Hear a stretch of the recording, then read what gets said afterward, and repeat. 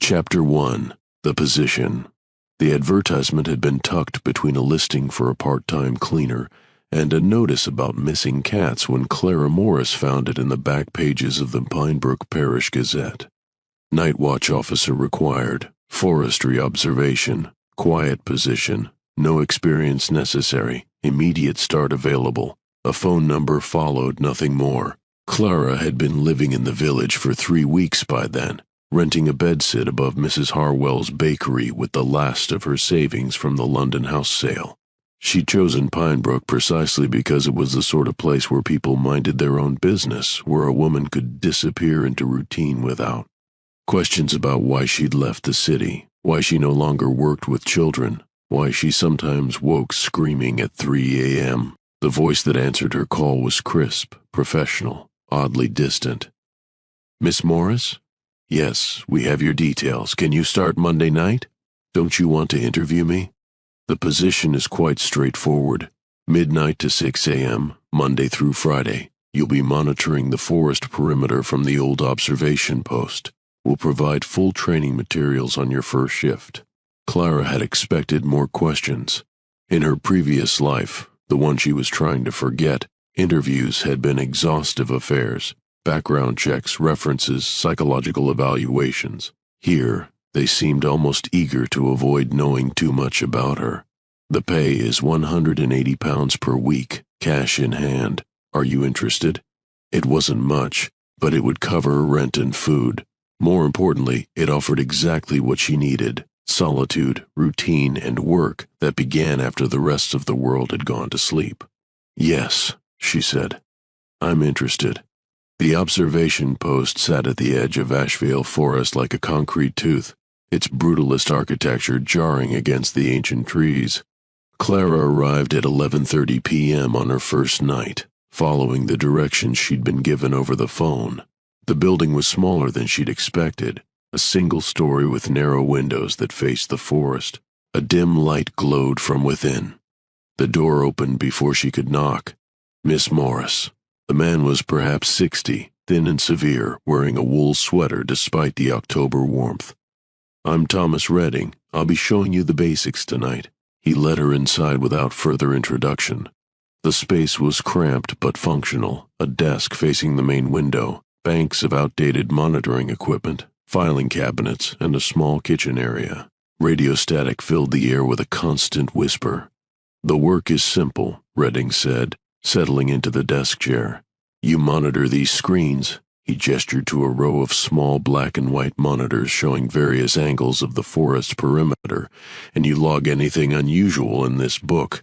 He tapped a thick ledger beside the radio. "Every hour you check in with Central Desk on Channel 3. They'll want to know status and any incidents." Clara nodded, studying the equipment. It all looked decades old, the kind of analog surveillance gear she'd seen in films about the Cold War. "What sort of incidents should I expect?" "Poachers sometimes, vandals, the occasional hiker who's gotten turned around." Redding's tone was matter-of-fact, but something in his eyes suggested he was choosing his words carefully. "The important thing is that you follow procedure. Everything you need to know is in here." He handed her a ring binder, its cover worn smooth by countless hands. Forest Watch Protocol was written across the front in faded blue ink. "I'll stay with you for the first hour," Redding continued. "Then you'll be on your own. Questions?" Clara flipped through the binder. Most of it seemed standard: logging procedures, radio codes, emergency contact numbers. But scattered throughout were other entries, handwritten in different inks, that made her pause. "Do not acknowledge any knocking after 2:16 a.m., even if it sounds human. Keep the radio on Channel 3 unless the trees begin to hum. Never look at your reflection in the observation mirror between 3 and 3:45 a.m. She looked up at Redding.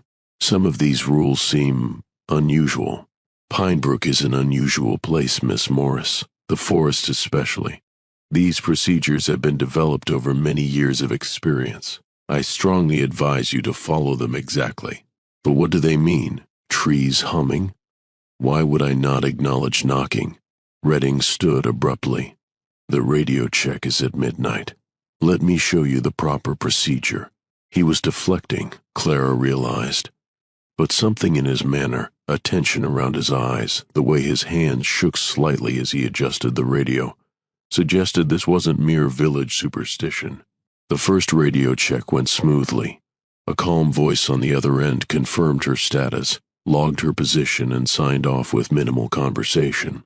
Redding watched approvingly. "That's Central Desk," he explained. "They coordinate watches across the region. You'll rarely speak to the same person twice, but they'll always be there when you need them." At 1 a.m., Redding gathered his coat. "You'll do fine, Miss Morris. Just remember, follow the rules exactly, and you'll have no trouble at all." After he left, Clara found herself alone with the hum of electronics and the weight of the forest pressing against the windows. She made tea in the small kitchen and settled at the desk, the binder open beside her. The monitors showed nothing but empty paths and swaying trees, the infrared cameras rendering everything in ghostly silver. She read through the rules again, trying to make sense of them. If you see someone standing at the tree line, call out once. If they respond, log their words but do not answer. If you hear your own voice on the intercom, leave the post and walk backward for 60 steps, then return. If the forest goes silent, cover the window and wait exactly 6 minutes. Never use the main door after 3 a.m. Exit only through the rear emergency door if necessary. And if cameras show the same figure in multiple locations simultaneously, do not investigate. Log incident and maintain position. The more she read, the more unsettled she became.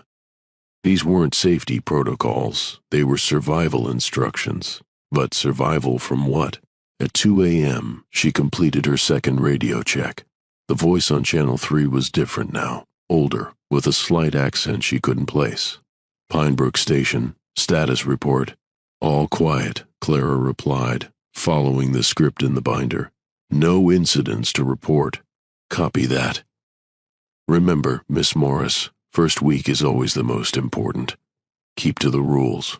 The radio clicked off before she could ask how they knew it was her first week, or why it mattered. Clara returned to her vigil, watching the monitors and trying to ignore the growing certainty that something was watching back. The forest seemed denser now, the shadows between trees deeper and more purposeful. Twice she thought she saw movement at the edge of camera range, but when she switched to different angles, nothing was there. At 2:15 a.m., someone knocked on the door. Clara's blood froze. The sound was soft but deliberate, 3 gentle raps exactly the way a lost hiker might announce themselves. She looked at the binder, at the rule she'd read earlier, and do not acknowledge any knocking after 2:16 a.m., even if it sounds human. But it was only 2:15. She was still safe. The knocking came again, more insistent now. Clara stood and approached the main window, trying to see who was outside. The motion-activated lights should have illuminated anyone near the building, but the area remained dark. "Hello?" she called out. "Are you all right?" Silence. Clara checked her watch. 2:16 a.m. exactly. As if summoned by the time change, the knocking resumed, but different now. Faster, more urgent, with an odd rhythm that seemed almost like code. Clara stepped back from the window, her heart hammering. The rule was clear, do not acknowledge. She returned to her desk and tried to focus on the monitors. But the knocking continued for another 10 minutes, moving around the building's perimeter. At one point she was certain she heard a voice calling her name, muffled but unmistakably desperate. When silence finally returned, Clara's hands were shaking. She completed her 3 a.m. radio check with forced calm, reporting no incidents. The voice on the other end, a third different person, seemed satisfied. The rest of the night passed without incident, though Clara found herself checking the rules compulsively, memorizing them like protective incantations. When dawn finally broke through the forest canopy, she felt as though she'd survived something significant, though she couldn't say exactly what. Redding arrived at 6 a.m. sharp to collect the night log and hand over the keys. "How was your first shift?" he asked, his tone carefully neutral. Clara considered telling him about the knocking, about the strange feeling of being watched. Instead, she said, "Quiet. No incidents to report." Something that might have been relief flickered across Redding's face. Excellent. Same time tomorrow? As Clara walked back to the village through the early morning mist, she found herself looking forward to the next shift despite her unease. The work was strange, certainly, but it offered something her previous life had lacked: clear rules, defined boundaries, a sense of purpose that didn't require her to save anyone. She was good at following rules. It was people she had trouble with. Chapter 2: The Journal. Clara's second night began much like the first, except this time she arrived 15 minutes early and brought a thermos of coffee from Mrs. Harwell's shop. The old woman had seemed pleased to see her taking an interest in local employment, though her expression had grown concerned when Clara mentioned the forest watch. Strange work for a young woman, Mrs. Harwell had muttered, wrapping the thermos in yesterday's newspaper. Though I suppose it pays the bills. Have you heard anything about the position? About why it became available? Mrs. Harwell's hands had stilled on the counter. Best not to ask too many questions about forest business, dear. Some things are better left alone. Now, alone in the observation post, Clara found herself thinking about that exchange. The village was small enough that everyone knew everyone else's business, yet no one seemed willing to discuss the forest watch. Even Redding, who clearly knew more than he was saying, had deflected her questions about the previous night officer. She opened the rule binder and read through the protocols again, paying particular attention to the handwritten additions. The ink colors varied. Some entries were recent, others appeared decades old. Different handwriting suggested multiple contributors over the years. What circumstances had led to such specific warnings? If you hear children singing in the forest, close all blinds and do not look outside until sunrise. Tend a lady who walks backwards must never be filmed. Turn off cameras if she appears. Ain't salt lines around the desk must be refreshed weekly. Check supply in bottom drawer. Clara checked the bottom drawer and found several boxes of table salt, along with a small brush and a hand-drawn diagram showing where the lines should be placed. Looking closely at the floor around her desk, she could indeed see faint white traces in geometric patterns. At midnight, she performed her first radio check. Tonight's voice was young, possibly female, with a slight lisp. Pinebrook Station, this is Central. Status report. All quiet. No incidents. Copy that. Weather's turning tonight, Clara. Keep an eye on the cameras. Interference gets worse in the fog. The casual use of her first name startled her. The previous night's contacts had been strictly formal. How did you... But the radio had already clicked off. Clara looked outside and saw that fog was indeed rolling in from the forest, thick and unnatural looking in the infrared cameras. Within an hour, visibility had dropped to mere feet. The monitors showed nothing but swirling gray static, punctuated by the ghostly outlines of nearby trees. She was adjusting the camera settings when she heard it, a low humming that seemed to come from the forest itself.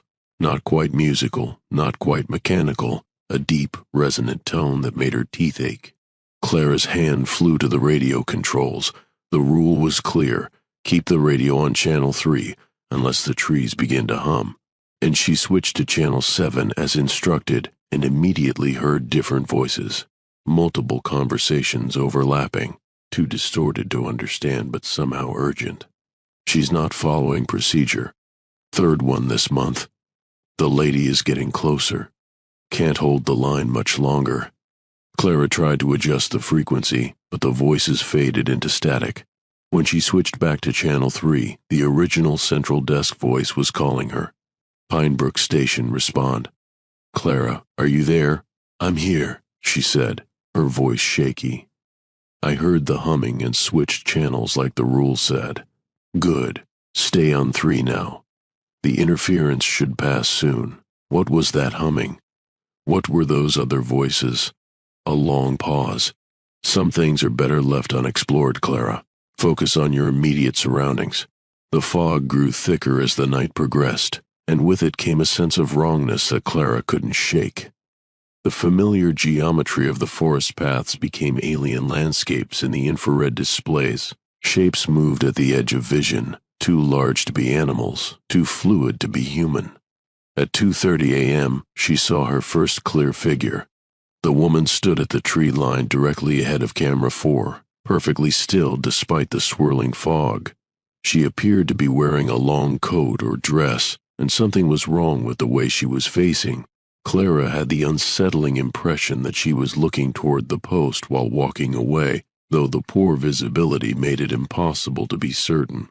Following the rules, Clara called out through the external speaker, "Hello, are you all right?"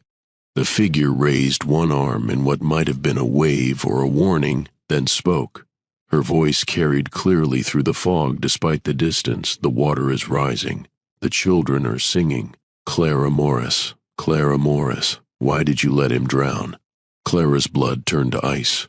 The voice knew her name, knew about London, knew about David, the 8-year-old boy she'd failed to save, whose death had ended her career and driven her to this isolated place. She forced herself to log the encounter in the incident book, her handwriting barely legible. 2:32 a.m. Figure at tree line, camera 4 position. Responded to call. Unknown how subject knew officer's name or personal details. When she looked back at the monitor, the woman was gone. The rest of the night crawled by with agonizing slowness. Clara found herself compulsively checking the rules, seeking guidance for situations that hadn't occurred. The salt lines around her desk seemed suddenly vital rather than superstitious. She refreshed them twice. Just before dawn, while organizing the filing cabinet to distract herself from the memory of that voice, Clara made a discovery that changed everything. Hidden behind a stack of weather reports was a notebook with O'Hugh's personal log written on the front cover. Clara opened it with trembling fingers. Day 1, first shift went well. Strange building, stranger rules, but the work seems straightforward enough. Thomas says the previous officer left suddenly. Family emergency. I'm grateful for the position, though I can't shake the feeling that something's being left unsaid. Day 3, heard knocking last night after 2:16. Followed rules and didn't respond, but the sound was so human, so desperate. What if someone was genuinely in trouble? The rules seemed designed to prevent help rather than provide it. Day 7, saw the woman at the tree line. She knew things about my past, private things. How was that possible? Called Central, but they said to log it and move on. Some questions are better left unasked, they said. But I need answers. Day 12, found salt lines around the desk. Refreshed them as instructed, though I feel ridiculous. What am I supposed to be protecting myself from? The other night officers must think I'm mad, but they don't return calls. It's like this place exists in isolation from the rest of the world. Day 18, the woman is getting closer. Last night she was only 50 feet from the building. She walks backwards but somehow always faces me. I'm starting to understand why the rules exist, but understanding doesn't make this easier. She wants something from me specifically. Day 24, broke a rule tonight. Couldn't help myself. When I heard children singing, I looked outside instead of closing the blinds. They weren't children. They had children's voices, but God, what am I getting involved in? Central says I need to be more careful, that the forest responds to rule breaking. Say 31. I know why I was really hired. The previous officer didn't leave for a family emergency. She disappeared. The woman at the tree line told me so. Every month needs its watcher, she said. Every watcher needs its month. I think I'm beginning to understand what that means. Final entry. I can't do this anymore. Every night she gets closer, and I know what she wants. She wants me to join her, to become another watcher in the trees. The rules aren't protection. They're a delay mechanism. Eventually, every officer breaks enough of them to let her in. I won't wait for that. Tonight I'm going to find out what happened to the others. If someone reads this, know that Clara Morris starts tomorrow. I tried to warn the hiring committee, but they said it was too late to find a replacement. She seems nice. I hope she's stronger than I was. The journal ended there. Clara sat in the growing dawn light, pieces of a horrible puzzle clicking into place. The job listing's urgency, the lack of proper interview, the way Redding had avoided her questions. They hadn't been hiring a night officer. They'd been selecting a replacement. But replacement for what? As if in answer, she heard the woman's voice again, carried on the morning breeze. Clara Morris, your month has begun. Chapter 3, The Pattern. Clara didn't return to the post the next night. Instead, she spent Tuesday evening in the Pine Brook Public Library, a cramped room above the post office that smelled of mildew and old paper. The librarian, a woman in her 70s with suspicious eyes, watched Clara's every movement as she pulled newspaper archives and local history books from the shelves. Research project, Clara explained when the scrutiny became uncomfortable. What sort of research? Local employment history, forestry commission records. The librarian's expression grew distinctly unfriendly. We don't get many people interested in forest business. Most folks here have sense enough to leave it alone. Despite the hostile atmosphere, Clara found what she was looking for. Buried in 20 years of parish newsletters and newspaper clippings was a pattern that made her stomach turn. March 1965, local woman missing. Margaret Thornton, 24, failed to return home after her shift at the forest observation post. Police investigations ongoing. September 1967, forestry officer vanishes. Diana Walsh, 31, last seen reporting for night duty at Asheville Monitoring Station. Her bicycle was found near the building, but Miss Walsh remains missing. December 1973, another forest disappearance. Susan Parker, 28, hired only 3 weeks ago as night watch officer, has not been seen since completing her Tuesday shift. The pattern was consistent: young women, hired with minimal screening, disappearing after roughly a month of employment. Always night officers, always from the forest watch position. The newspaper coverage grew sparser over the years, as if the community had collectively decided to stop asking questions. The most recent entry was from 1979. Olivia Hughes, 26, failed to report for her Thursday shift at the forest observation post. Police found no signs of struggle, though Miss Hughes's personal belongings were left behind in her lodgings. Clara closed the newspaper file with shaking hands. Olivia Hughes, the journal writer, the woman who'd tried to warn her. According to the records, she'd vanished exactly 13 months ago. Clara's hiring process had begun exactly 13 months after Olivia's disappearance. She thought about the woman at the tree line, the voice that knew impossible things about her past. Every month needs its watcher, Olivia had written. Every watcher needs its month. The job wasn't a position, it was a feeding schedule. Clara was so absorbed in her research that she didn't notice the librarian standing behind her chair until the woman spoke. "Find what you were looking for?" Clara startled, scattering papers. "Just local history. Very interesting." "I'm sure it is." The librarian's tone was flat. "You're the new Forest Watch girl, aren't you?" "How did you—" "Word travels fast in a place this size. Thomas Redding's been asking around about why you didn't show up last night. Seemed quite concerned."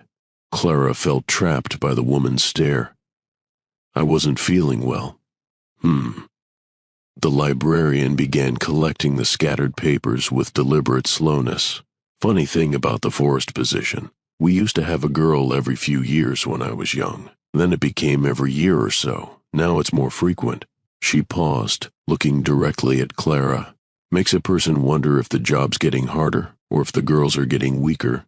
What happened to them? Same thing that happens to anyone who spends too much time thinking about forest business. They start asking questions that don't have good answers. The librarian finished collecting the papers and stood. "Library closes in 10 minutes, dear. I'd suggest you head home and get some rest. You look like you haven't been sleeping well." As Clara gathered her things, the librarian added, "If you're smart, you'll pack your things and leave Pine Brook tonight. Find work somewhere else, somewhere safer." "Why are you telling me this?" "Because I was young once too, and because some patterns need to be broken." Clara walked home through streets that felt different now, less quaint, more predatory. Every curtained window seemed to hide watching eyes. Every shadow between streetlights appeared deliberately placed. The village wasn't protecting her from the forest. It was protecting the forest from interference. Her bedsit felt like a temporary refuge. She packed her few belongings into the suitcase she'd arrived with, left her rent money on the table, and sat down to think. Running was the sensible choice. She had enough money for a train ticket, enough time to disappear before Thursday night's shift. But running meant leaving the next woman, whoever was hired to replace her, to face the same trap. It meant accepting that the pattern would continue, that every month would bring a new victim to feed whatever was waiting in Asheville Forest. Clara thought about David again, about the moment she'd realized she couldn't save him. The guilt had followed her from London, but perhaps it had also brought her here for a reason. She'd failed one child. Maybe she could prevent other women from failing too. She unpacked her suitcase and opened Olivia's journal to read it again. This time, she noticed details she'd missed before. Olivia had mentioned trying to contact previous night officers, but finding no trace of them.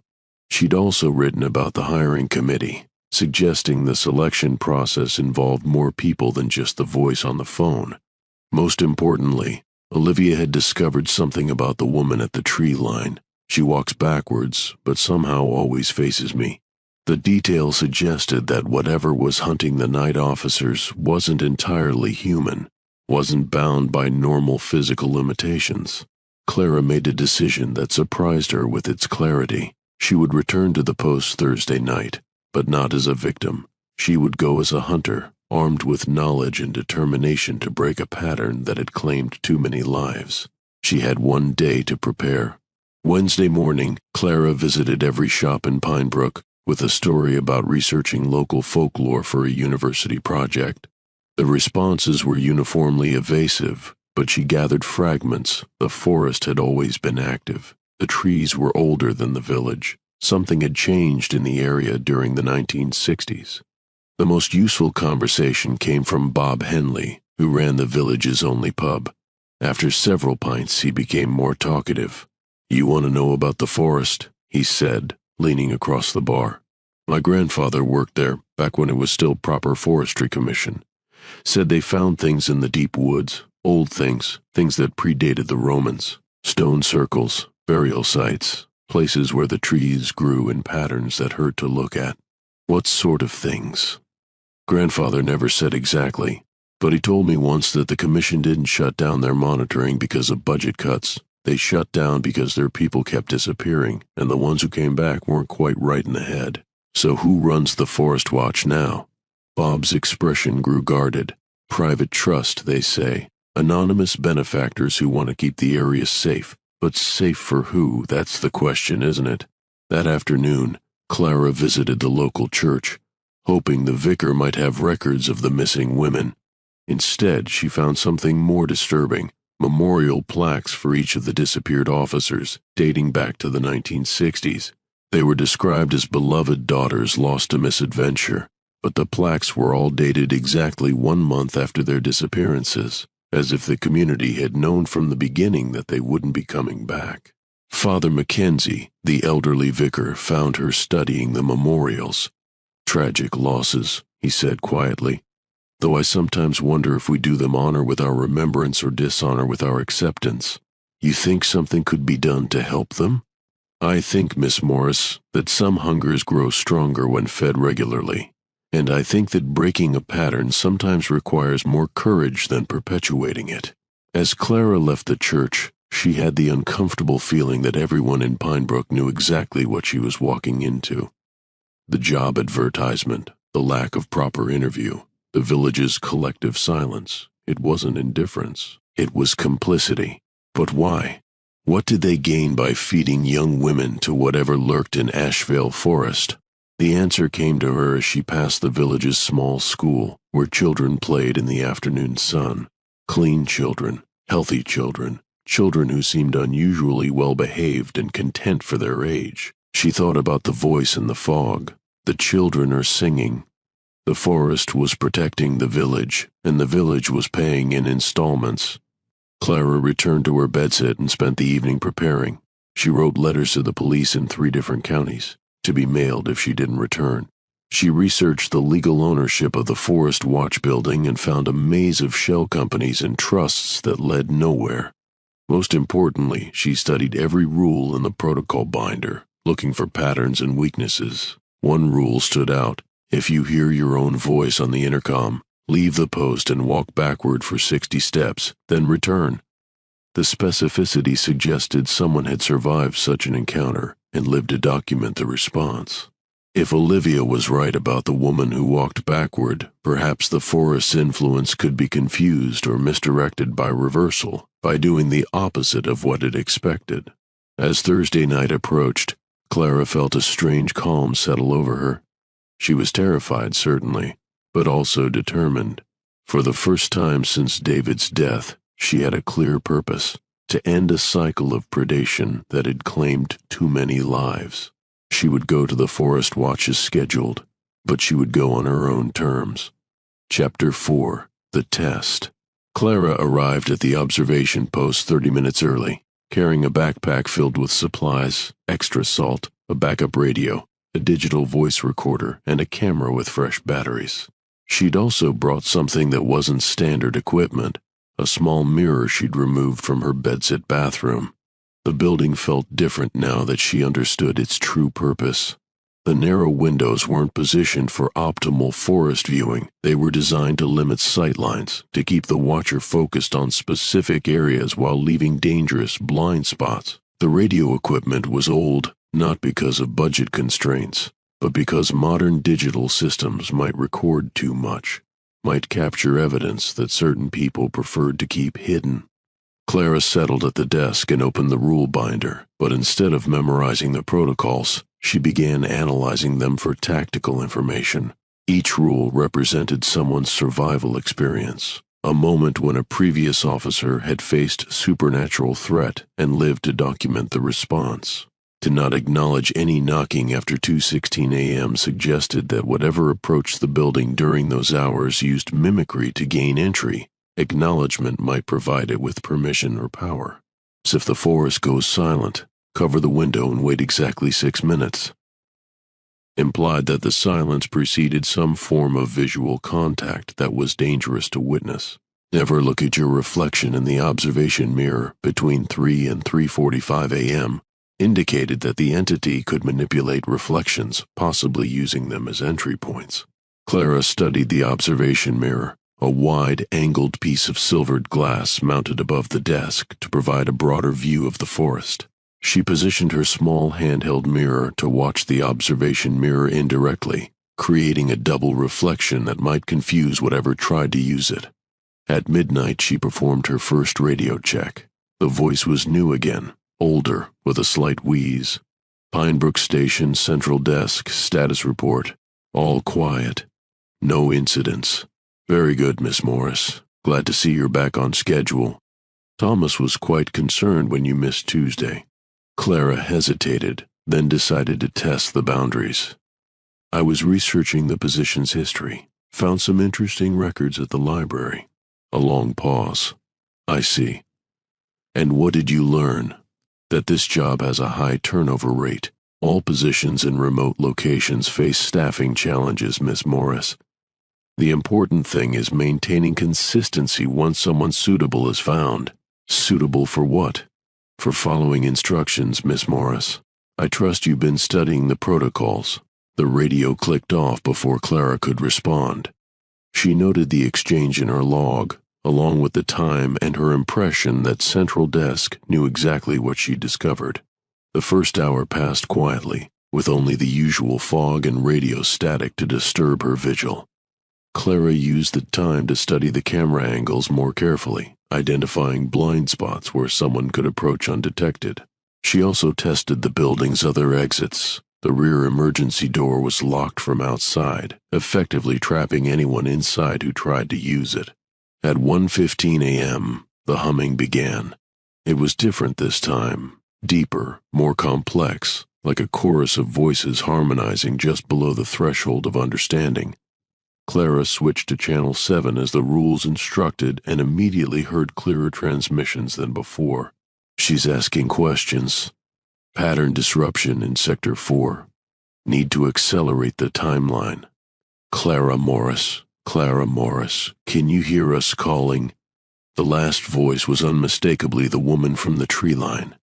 Clara grabbed her recorder and managed to capture several minutes of the overlapping conversations before they faded into static. When she switched back to Channel 3, Central Desk was waiting. "Clara, are you experiencing difficulties with your equipment?" The trees were humming. I switched channels as instructed. "Yes, we monitored the transition. Well done. However, we noticed some anomalous readings from your position. Are you using any non-standard equipment tonight?" Clara's hand moved instinctively to her recorder. "No, just what was provided." "I see. Please remember that introducing unauthorized devices can interfere with our monitoring systems." After the transmission ended, Clara realized that Central Desk could somehow detect her electronic equipment remotely. The Forest Watch building was more than a simple observation post. It was a carefully designed containment system, monitored from multiple sources. At 2:16 a.m. exactly, the knocking began. This time, Clara was ready. She activated her recorder and maintained her position at the desk, following the rule about non-acknowledgement while documenting everything she heard. The knocking started softly, then grew more insistent. After 5 minutes, a voice joined it. Young, frightened, unmistakably female. "Please, is someone there? I'm lost. I can't find my way back to the path. Please help me." Clara's heart ached at the desperation in the voice, but she forced herself to remain silent. The plea continued for another 10 minutes, growing more frantic. "I know you're in there. I can see the lights. Why won't you help me? Please, there's something in the forest, something following me. I just need somewhere safe until morning." The voice began to change subtly, still female but different in accent and tone, as if multiple people were speaking through the same mouth. "Clara, please. It's Margaret Thornton. I've been waiting so long for someone to replace me. Clara, it's Diana Walsh. You have to let me in. I can explain everything. Clara, it's Susan Parker. The water is rising, the children are singing. Why didn't you save David?"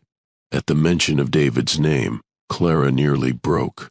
Her hand moved toward the door before she caught herself. The entity was using the voices of the missing officers, combined with knowledge of her personal guilt, to manipulate her into violating the rules. She forced herself to remain seated and continue recording. The knocking and voices continued until exactly 2:45 a.m., then stopped abruptly. In the sudden silence, Clara heard something else. Footsteps circling the building, too light to be human but maintaining a deliberate rhythm. At 3 a.m., she covered the observation mirror with her jacket, remembering the rule about reflections. Almost immediately, she heard movement inside the glass, scratching sounds like fingernails against the silvered surface. Her handheld mirror showed nothing but darkness, but the sounds continued for the full 45 minutes. When 3:45 arrived and she uncovered the mirror, Clara saw that frost had formed on its surface despite the October warmth. Etched in the frost were words, "1 week left." She photographed the message before it melted, adding another piece of evidence to her growing file. The 4 a.m. radio check brought a new voice, this one familiar. "Clara, it's Thomas Redding. I hope you're following the protocols carefully." "I am. But I have questions about what I've been experiencing." "Questions are dangerous in our line of work, Clara. The forest responds to curiosity, feeds on investigation. The previous officer learned that lesson too late." "What happened to Olivia Hughes?" A long pause. "Miss Hughes chose to abandon her post. Such decisions have consequences. She didn't abandon it. She discovered the truth about this position. The truth, Clara, is that some responsibilities are larger than individual understanding. Your job is to maintain the watch, not to comprehend it. And if I refuse, then you'll join the others who refuse. The forest is patient, Clara, but it's also hungry. One way or another, it gets what it needs." The transmission ended, leaving Clara with a chilling certainty that her suspicions were correct. The Forest Watch wasn't a job, it was a sacrifice disguised as employment, and everyone involved knew it. At 4:30 a.m., Clara saw her first clear view of the woman at the tree line. She appeared on camera too, standing motionless among the birch trees about 50 yards from the building. In the infrared display, she looked almost normal, a tall figure in a long coat, facing toward the post. But there was something wrong with her posture, something that made Clara's eyes water when she tried to focus on it. Following the established protocol, Clara called out through the external speaker, "Hello? Are you all right?" The woman raised one arm in acknowledgement, then spoke in a voice that carried impossible distances through the forest. "Clara Morris. 7 nights you've worked, 7 nights you've learned. Soon you'll understand why you were chosen." "I understand already," Clara replied, abandoning the script. "You're hunting me." The job was bait. The woman's laugh was like wind through dead leaves. "Hunt? Oh, Clara, you have it backwards. We're not hunting you. We're protecting you. Every rule you follow keeps you safe for another night. Every protocol you violate brings you closer to joining us." "Joining you in what?" "In service, in purpose, in the eternal watch that keeps the darkness from spreading beyond these trees." Clara felt a chill that had nothing to do with the October night. What darkness? But the woman was already fading back into the forest, her final words barely audible. "Ask yourself, Clara Morris, in a village full of healthy children and prosperous families, where do you think the real monsters live?" The remainder of the shift passed in tense quiet. Clara completed her 5 a.m. radio check with a different voice, young, nervous, clearly reading from a script. When dawn finally broke, she felt as though she'd survived a test whose parameters she was only beginning to understand. Redding arrived precisely at 6 a.m., his expression unreadable. "Eventful night?" he asked, collecting the logbook. "You could say that. I trust you found the protocols illuminating." Clara studied his face for signs of deception or guilt. Instead, she saw something unexpected: fear. Thomas Redding was terrified not of her but for her. "Thomas," she said quietly, "how many women have you trained for this position?" His hands stilled on the logbook. "Too many. And you know what happens to them. I know what happens when the position goes unfilled." He looked directly at her for the first time. The forest extends its influence. Children disappear. Families are destroyed. The darkness spreads. "So, you sacrifice strangers to protect the village. I sacrifice volunteers to protect everyone else, the women who take this job. You're all running from something, looking for isolation, for purpose, for a way to disappear. We simply provide the opportunity." Clara felt the terrible logic of it. "And the women who came before me are serving a greater purpose than they ever could have in their previous lives." Redding gathered his papers and moved toward the door, then paused. "Clara, you have a choice. Follow the rules, complete your month, and accept your transformation peacefully. Or fight it, break the protocols, and suffer the consequences of resistance. What if I just leave? What if I walk away tonight and never come back? Then we hire your replacement immediately, and the forest comes for you anyway. Geography isn't protection against something that exists partially outside normal space and time." After he left, Clara sat in the empty building and tried to process what she'd learned. The entity at the tree line wasn't simply a predator. It was part of a system designed to contain something worse. The missing officers weren't victims. They were transformed guardians, protecting the outside world from whatever ancient presence had awakened in Ashvale Forest. But that didn't make the system just. It made it monstrous in a different way. Clara made her decision as she walked back to the village through the morning mist. She would not accept transformation.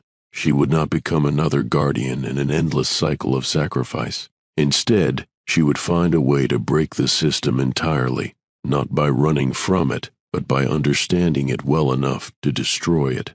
She had 6 nights left to figure out how. Chapter 5, The Predecessor. Clara spent Thursday morning in her bedsit, transcribing the audio recordings from the night before. The voices from Channel 7 were clearer in playback, and she began to distinguish individual speakers among the overlapping conversations. Most disturbing was the realization that some voices belonged to the missing officers. Margaret Thornton, Diana Walsh, Susan Parker.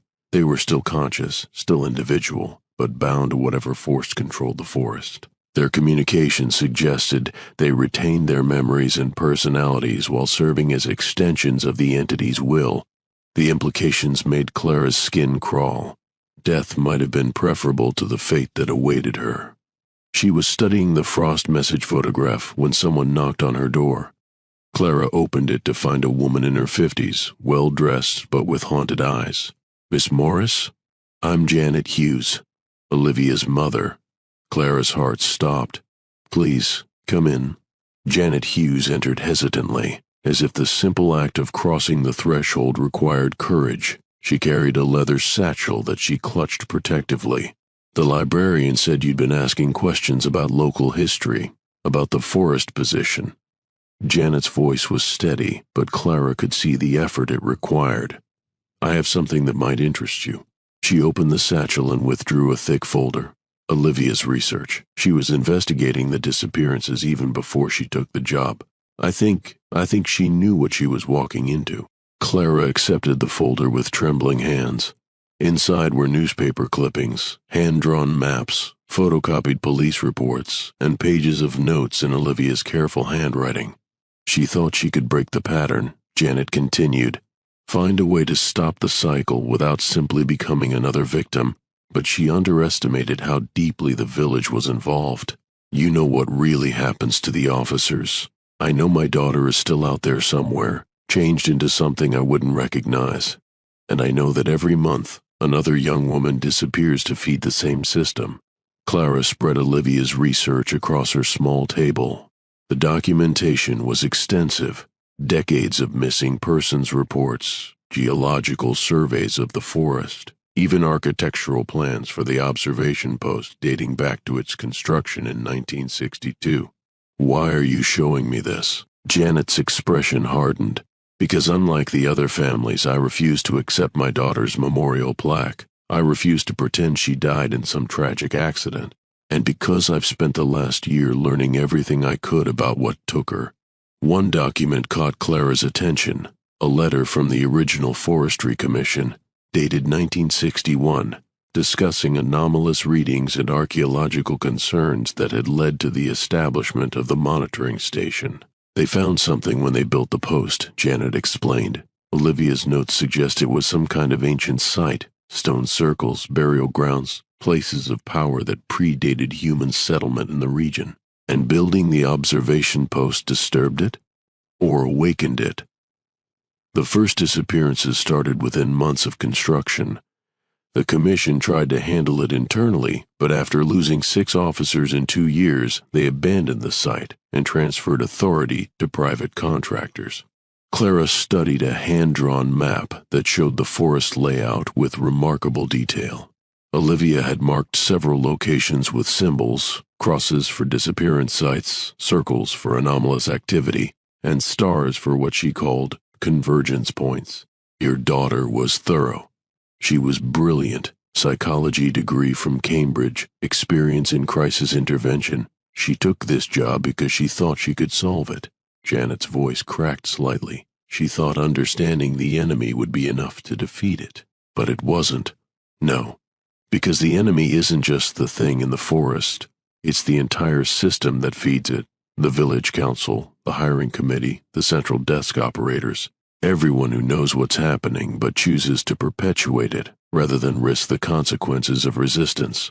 Clara found a photograph tucked between the pages, a group shot of what appeared to be a village meeting, with Thomas Redding prominently featured among a dozen other local figures. The hiring committee, Janet confirmed. They meet monthly to select the next candidate. They have profiles on dozens of women across the region, women with troubled pasts, limited support networks, reasons to disappear. Women like me, women exactly like you.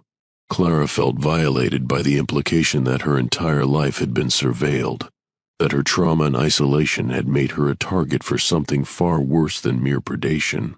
"There's more," Janet said, pointing to a section of notes titled Transformation Process. Olivia documented what she believed happened to the officers. It's not death exactly, but it's not life as we understand it either. According to Olivia's research, the entity gradually absorbed the officers' consciousness over the course of their employment. Each rule violation, each moment of supernatural contact, weakened the boundary between human awareness and something far older. The final transformation occurred when the officer either accepted their fate willingly or broke enough rules to become vulnerable to direct possession. The women who accept transformation become guardians, Clara read aloud. They retain individual identity but serve the entity's larger purpose, containing its influence within the forest boundaries. While the ones who resist, Janet's expression grew grim, become fuel for the entity's growth. Their consciousness is consumed entirely, adding to its power and intelligence. Clara closed the folder, overwhelmed by the scope of the conspiracy she'd uncovered. How many people know? Everyone who matters. The village council, the police, the regional government officials. It's been going on so long that it's become accepted practice. One woman per month to keep everyone else safe. And no one objects? A few have tried. They tend to have accidents, or their families face mysterious hardships, or they simply disappear. Clara thought about the librarian's warning, about Father Mackenzie's cryptic comments. Even those who wanted to help were constrained by fear of the system's reach. Why are you telling me this? Why risk helping me? Janet stood and moved to the window, looking out at the village street where children played and adults went about their daily business. Because I realized something that Olivia didn't understand until it was too late. The system doesn't just protect the village from the forest, it protects the forest from the outside world. I don't follow. Think about it. A supernatural entity that feeds on human consciousness contained within a specific geographical area, managed by a selection process that ensures a steady supply of victims. What does that sound like to you? Clara felt cold understanding creep over her. Domestication. Exactly. Whatever's in that forest isn't wild anymore. It's been trained, conditioned, turned into a managed resource. The village isn't being protected from a monster, they're farming one. The implications were staggering. If Janet was right, then the entity's confinement to Ashvale Forest wasn't natural limitation but artificial constraint. The monthly offerings weren't tribute to an untamed force. They were scheduled feedings for something that had been deliberately cultivated. Who's managing it? Who benefits from having a controlled supernatural entity? Janet shook her head. That's what Olivia was trying to discover when she disappeared. But she did find evidence of coordination beyond the village level, funding sources, communication networks, transportation logistics that suggested the Pinebrook operation was part of something much larger. She handed Clara a final document, a partial financial record showing payments from an organization called Heritage Preservation Trust to various local accounts. Olivia traced this trust through 3 levels of shell companies before the trail went cold, but she found similar organizations funding forestry monitoring operations in remote locations across the UK and Europe. Clara stared at the document, realizing that her situation was far worse than she'd imagined. She wasn't facing a local monster, but part of an international network that cultivated and managed supernatural entities for unknown purposes. What am I supposed to do with this information? What Olivia couldn't, Janet replied. Find a way to break the system without simply becoming another victim. But remember, you're not just fighting the thing in the forest. You're fighting everyone who profits from keeping it fed. After Janet left, Clara spent the afternoon studying Olivia's research and formulating a plan. The entity drew power from the monthly transformations, but it was also constrained by them. The elaborate rule system wasn't just protection for the officers, it was a control mechanism that regulated the entity's behavior. If she could disrupt that system without triggering her own transformation, she might be able to weaken or even destroy the entity. But she would need to do it carefully, gradually, in ways that didn't immediately alert the monitoring network to her intentions. Clara looked at the calendar. 6 nights left in her employment month. 6 opportunities to test the boundaries, gather information, and hopefully find a weakness she could exploit. She began making notes, cross-referencing Olivia's research with her own observations. Somewhere in the intersection of ancient power and modern management lay the key to destroying both. As evening approached, and the time for her 5th shift drew near, Clara felt a grim determination settle over her. She would not become another guardian in the forest. She would not feed a system designed to perpetuate supernatural predation. She would find a way to end it, no matter the cost. Chapter 6. The Breaking Point. Clara's fifth night began with an unexpected change. The rule binder had been updated. New pages had been inserted throughout, written in fresh ink and different handwriting. As she read them, Clara realized she was seeing real-time responses to her behavior from the previous shifts. If the officer brings unauthorized recording equipment, it must be surrendered at the start of each shift. And questions about the position's history will not be answered. Persistent inquiry will result in immediate contract termination. Contact with family members of previous officers is strictly prohibited. Someone had been monitoring her activities outside the post. The network Janet Hughes had described was more extensive and invasive than Clara had imagined. At the bottom of the new rules, in handwriting she recognized as Thomas Redding's, was a personal note. Clara, you're making this harder than it needs to be. Accept your role peacefully, and the transition will be gentle. Continue fighting and face the consequences. Clara photographed the new pages with her phone before surrendering her recorder to the collection box that had appeared beside the radio equipment. If they wanted to control her documentation, she would find other ways to gather evidence. The midnight radio check brought Redding's voice directly. Clara, I trust you found the updated protocols informative. Very. Though I notice they're more about controlling me than protecting me. Protection and control often serve the same purpose. You've been asking dangerous questions, making contact with dangerous people. Such behavior threatens not just your safety, but the safety of everyone in the region. Threats, Thomas? Is that what we've come to? Facts. Clara Janet Hughes has been stirring up trouble for months, filling your head with paranoid theories and incomplete information. Her interference has made your situation more precarious. Clara felt a chill. What do you mean, more precarious? The entity responds to disturbance, Clara. Your research, your resistance, your communication with outsiders, all of it has attracted unwanted attention. The careful balance we've maintained for decades is being disrupted. What kind of attention? The forest is becoming active outside the normal schedule. Animals are fleeing the area. Temperature readings are dropping at an unprecedented rate. And most concerning, we've detected unauthorized manifestations beyond the established boundaries. The implications hit Clara like a physical blow. Her investigation wasn't just risking her own transformation, it was potentially triggering the very expansion the containment system was designed to prevent. If you're lying to manipulate me, check the weather reports for the region, Clara. Check the wildlife monitoring data. Check the incident reports from surrounding counties. The entity is responding to your defiance by testing its constraints. After the transmission ended, Clara used the post's computer terminal to access meteorological data. The results were disturbing. Temperatures across the region had dropped 15 degrees below seasonal norms over the past week. Wildlife preserve cameras showed mass animal migration patterns away from Ashevale Forest. Most alarming, she found 3 missing persons reports from neighboring villages, all involving women of her approximate age and description.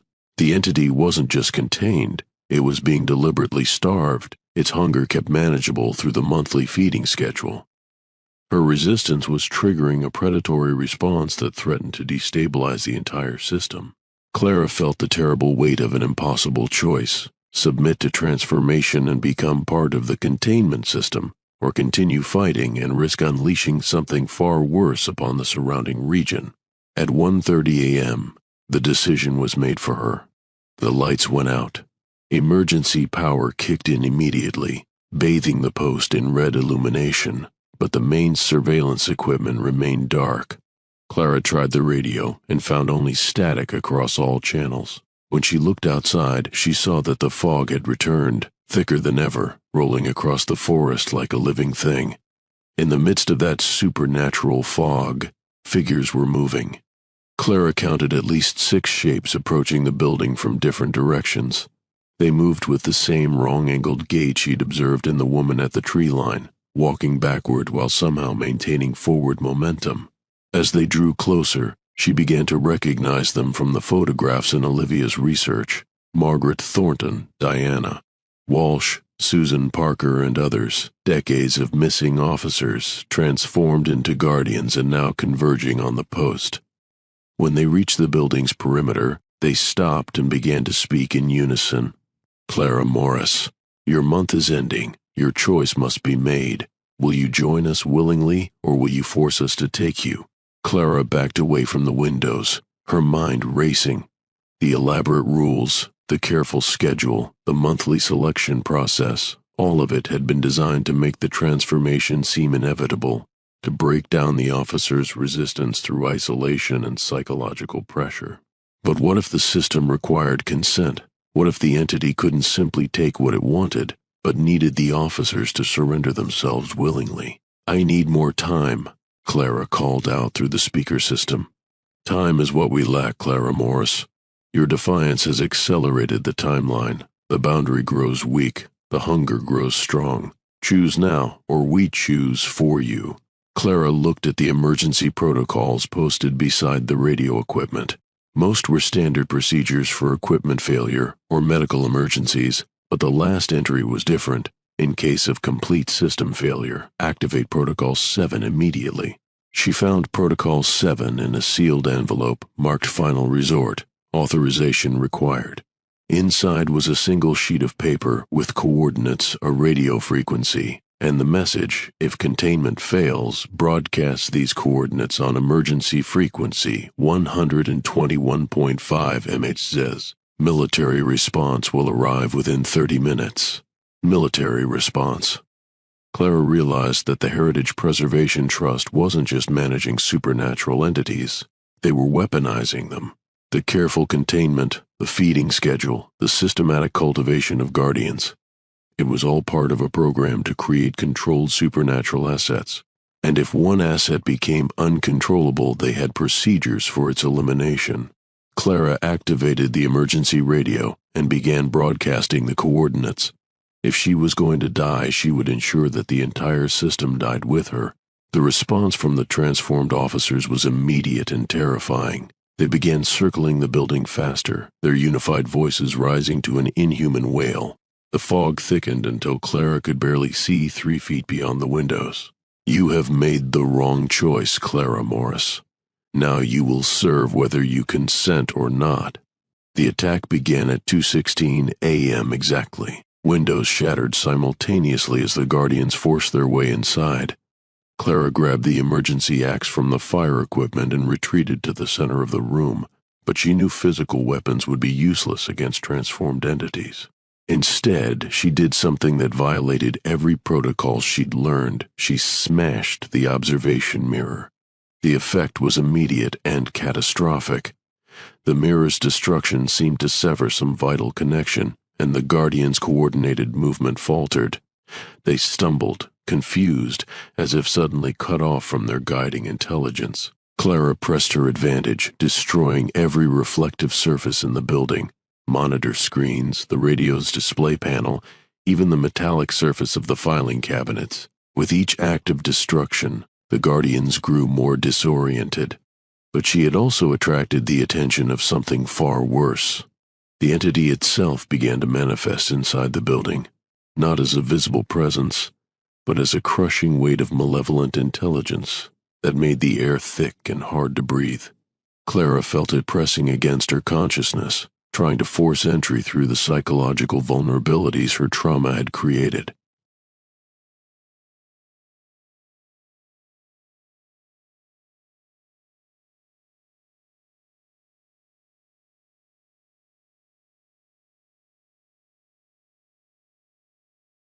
No, Clara said aloud, focusing on the emergency radio that continued broadcasting coordinates to whatever military unit was assigned to clean up supernatural incidents. You cannot save anyone, Clara Morris. You are weak, broken, useless. But we can make you strong. We can make you eternal. The psychological assault intensified, dragging up every moment of guilt and self-doubt from her past. Clara felt her resistance crumbling under the weight of her own trauma, just as the system had intended. But then she heard something that changed everything. Helicopter rotors in the distance, growing rapidly closer. The military response was real. Help was coming.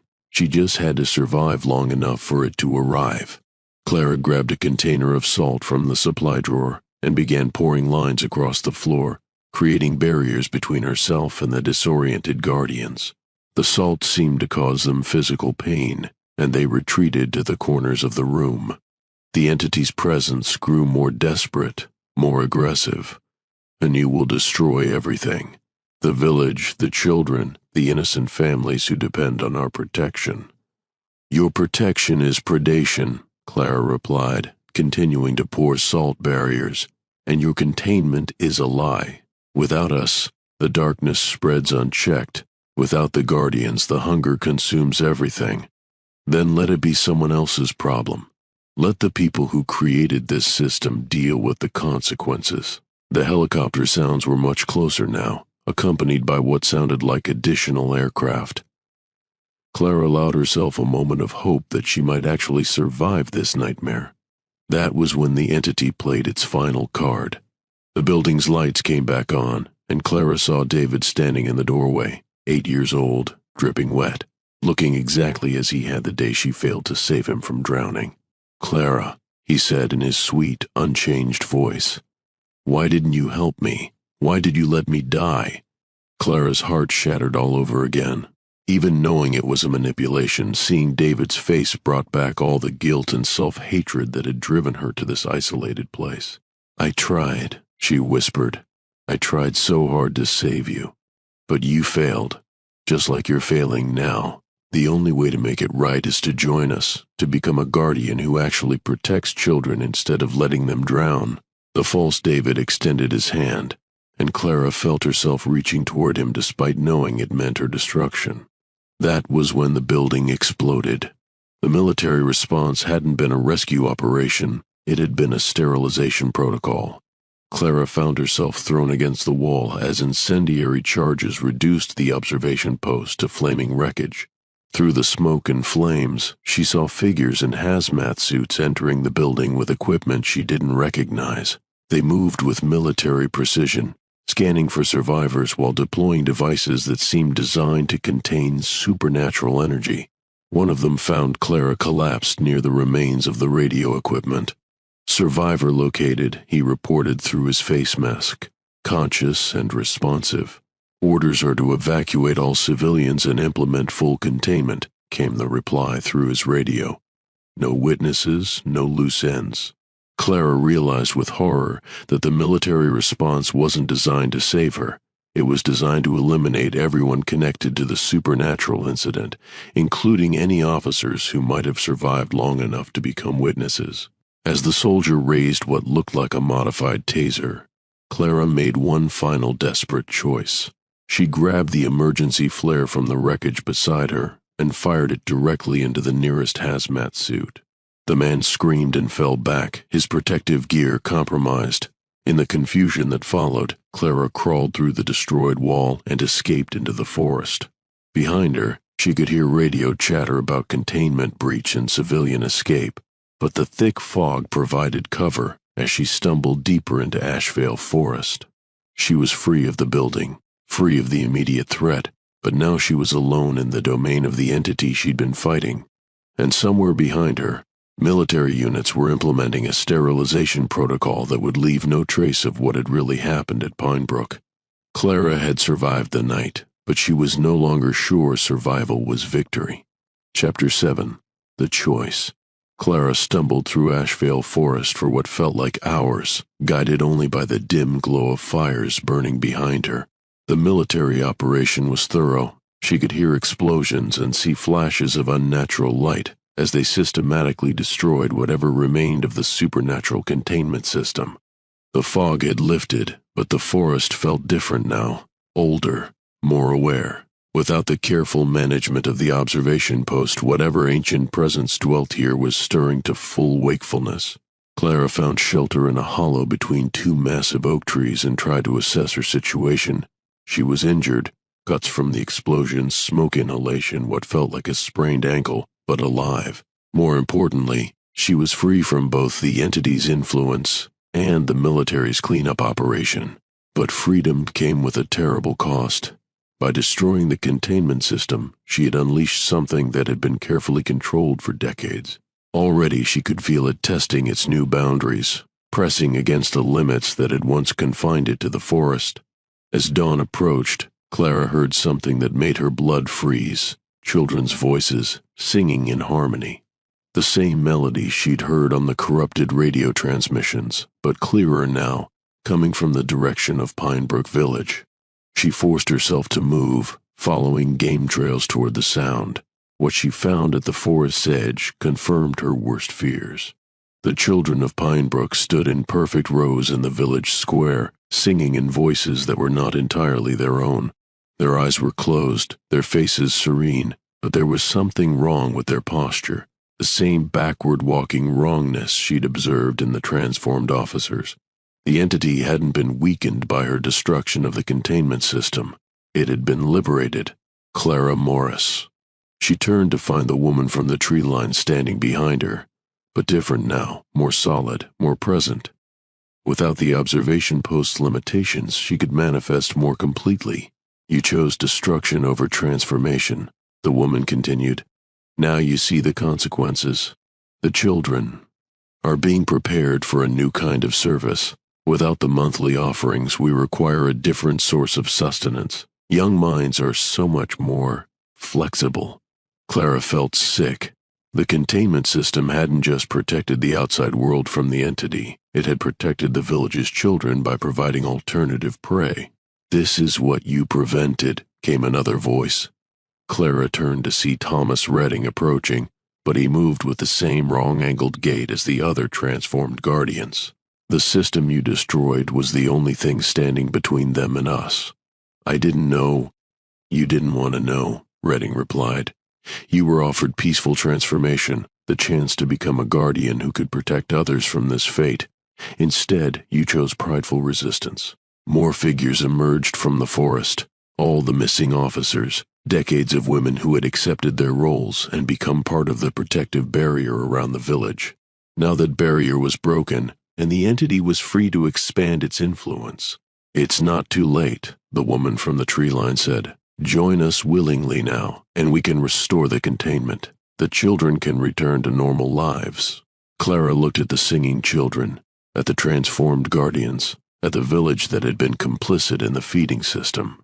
She thought about Janet Hughes, probably already dead or transformed as punishment for her interference. She thought about the military units that would report the incident as a gas explosion or terrorist attack, covering up the truth to protect whatever larger program had created this nightmare. What about the organization behind this, the Heritage Preservation Trust? "They will adapt," Redding said. "Create new containment protocols, find new sources of sustainable feeding. Your resistance is a temporary inconvenience in a program that spans centuries. But without me, without a willing guardian, you can't restore the original system." "No," the woman admitted. "Without willing transformation, the containment remains broken, but we have other options now." She gestured toward the children, and Clara understood. The entity would simply replace the controlled feeding system with total domination of the local population. Instead of one woman per month, it would have dozens of young minds to shape and consume. Clara realized she was facing the same impossible choice that had destroyed every officer before her: become part of the system to limit its harm, or maintain her freedom while allowing greater evil to flourish. But perhaps there was a third option. "I'll make a deal with you," Clara said slowly. "I'll accept transformation, become a guardian, help you restore containment, but only after you release the children and return them to normal lives." The woman tilted her head. "You are not in a position to negotiate terms." "Actually, I am. You need willing cooperation to restore proper containment. Without it, you'll have to maintain direct control over the entire village, which will attract unwanted attention from whatever replaced the military response team." Clara was gambling that the entity's centuries of careful management had made it dependent on stealth and cooperation. Total domination might be possible, but it would be unsustainable. "Moreover," she continued, "I know about the Heritage Preservation Trust, about the international network of controlled sites. If the Pinebrook operation is exposed because you couldn't maintain proper cover, it endangers the entire program.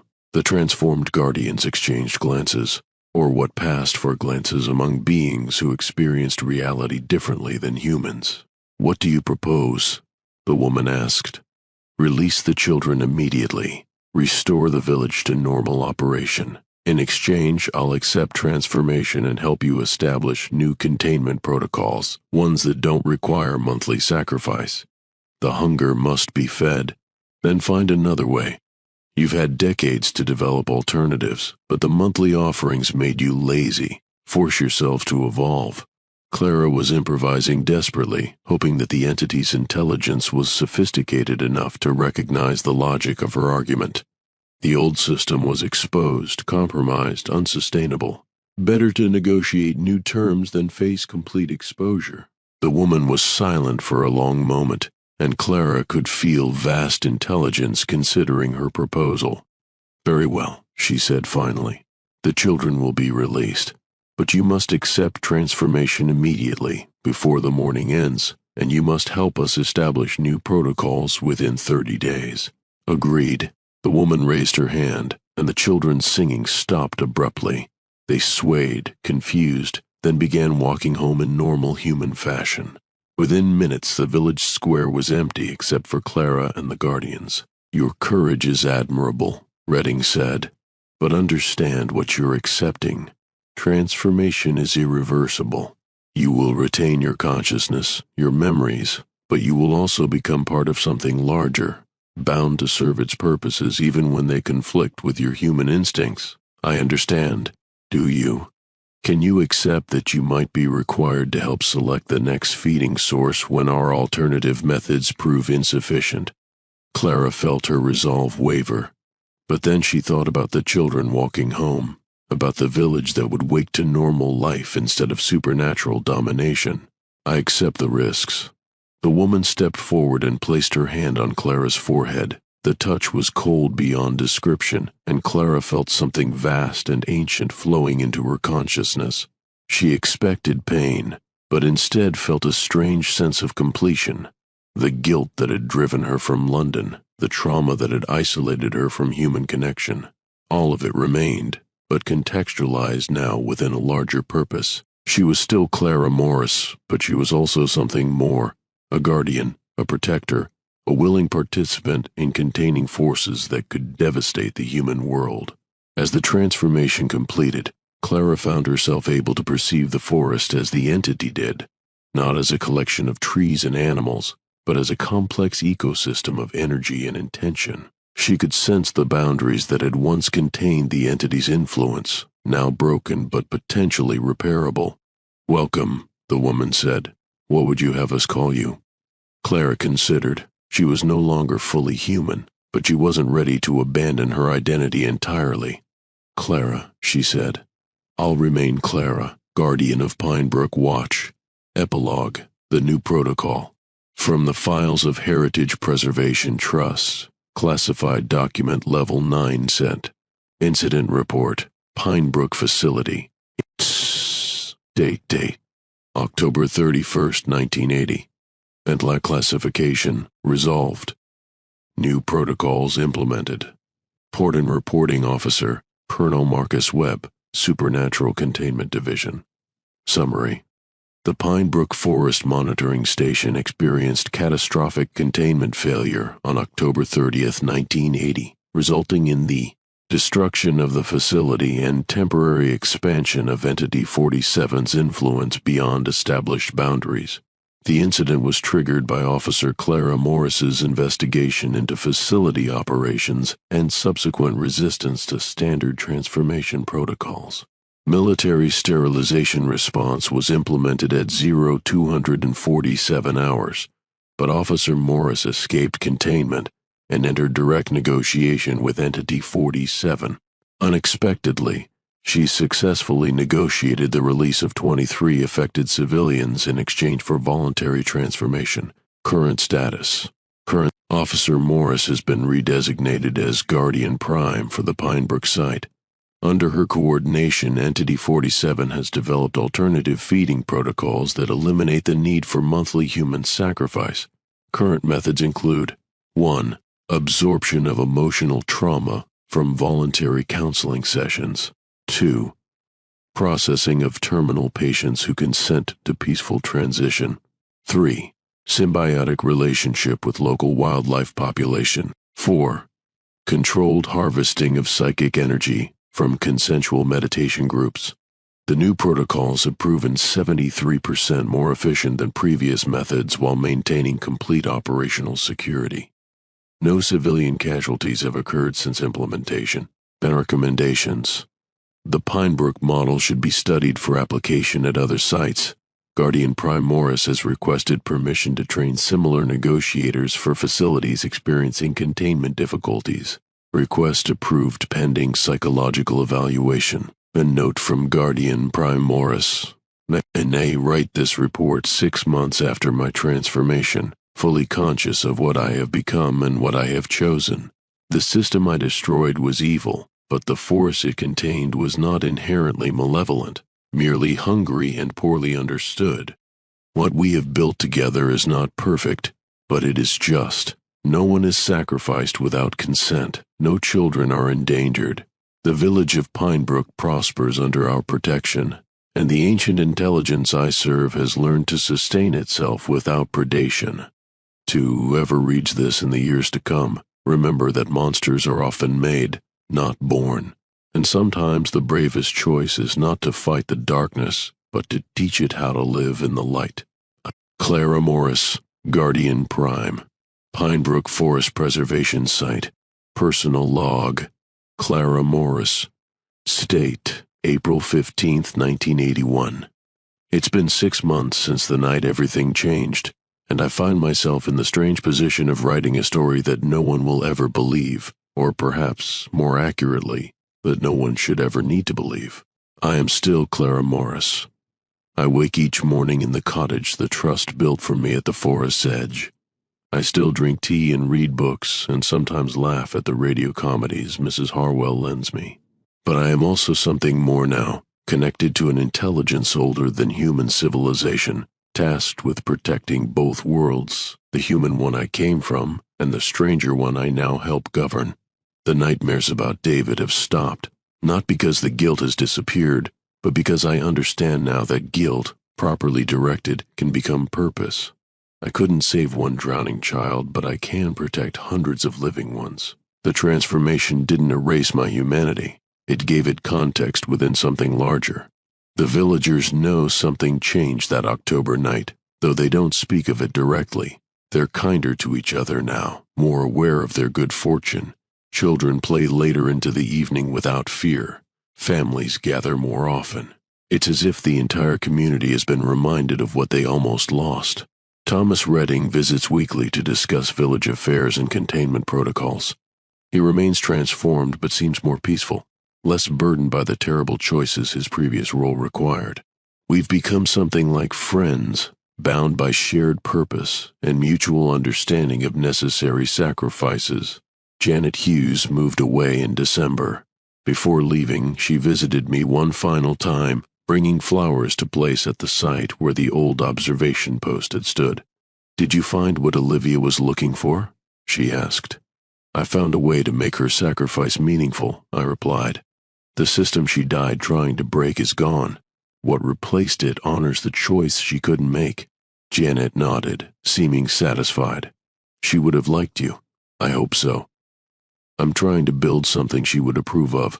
The Heritage Preservation Trust has been accommodating. Colonel Webb visits quarterly to review our progress and seems genuinely impressed by the efficiency of our new protocols. Other sites have requested consultations, hoping to reduce their own operational costs and security risks. I've become something of a pioneer in consensual supernatural management.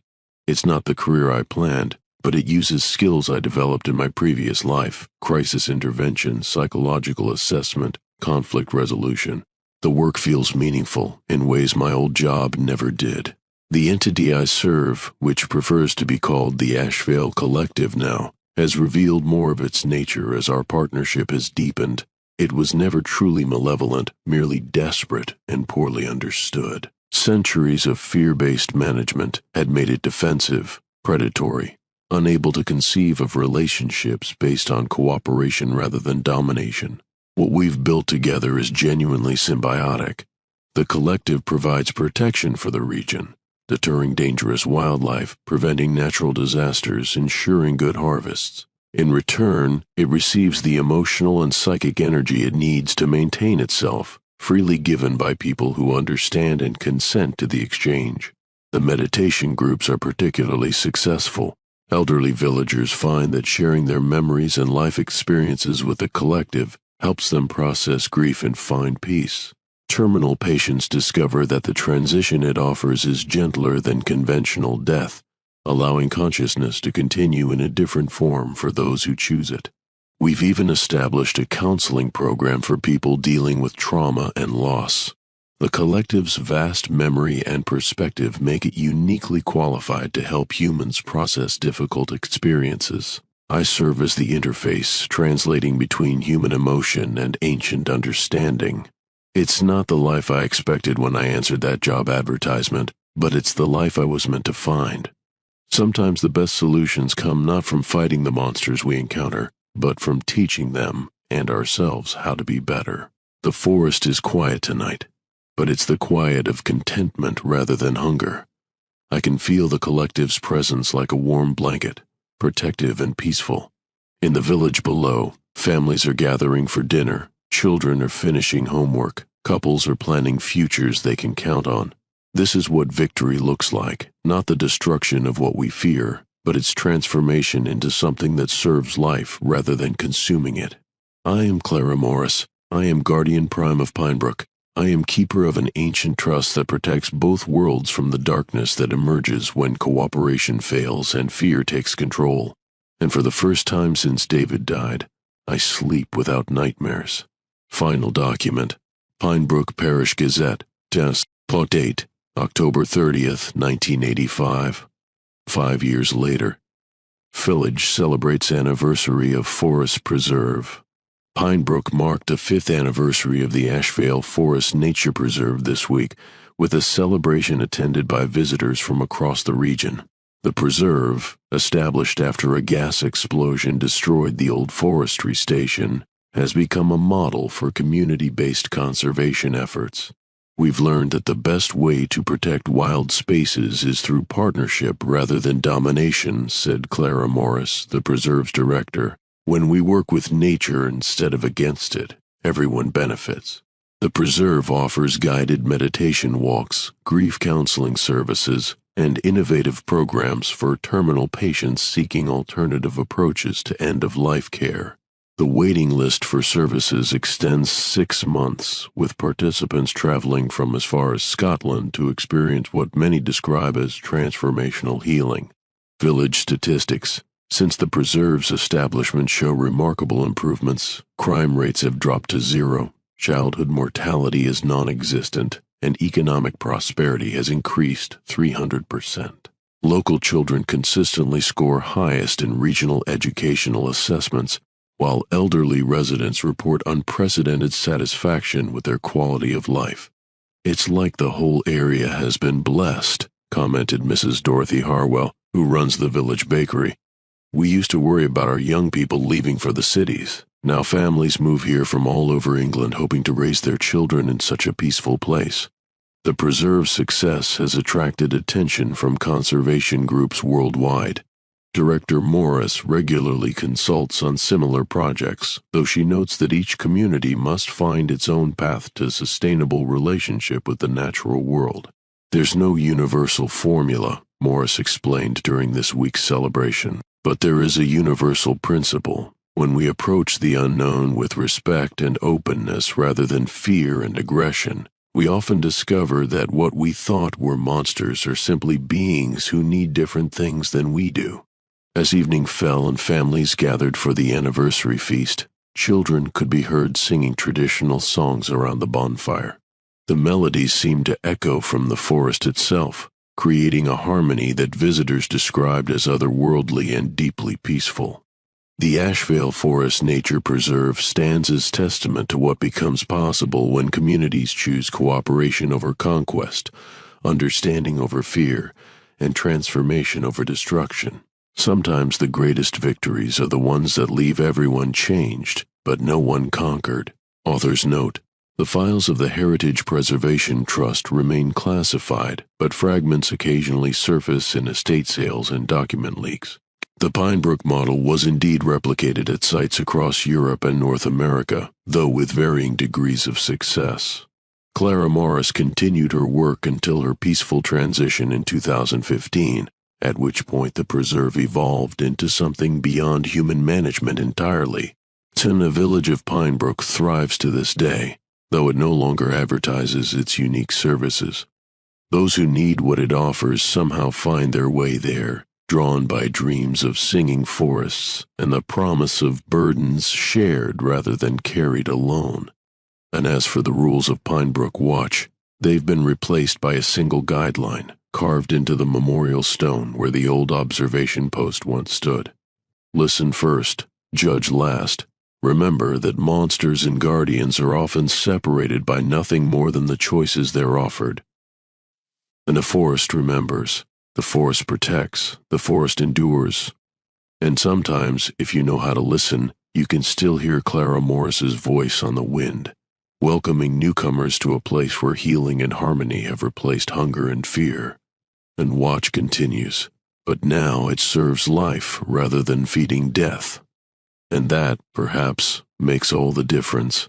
The end.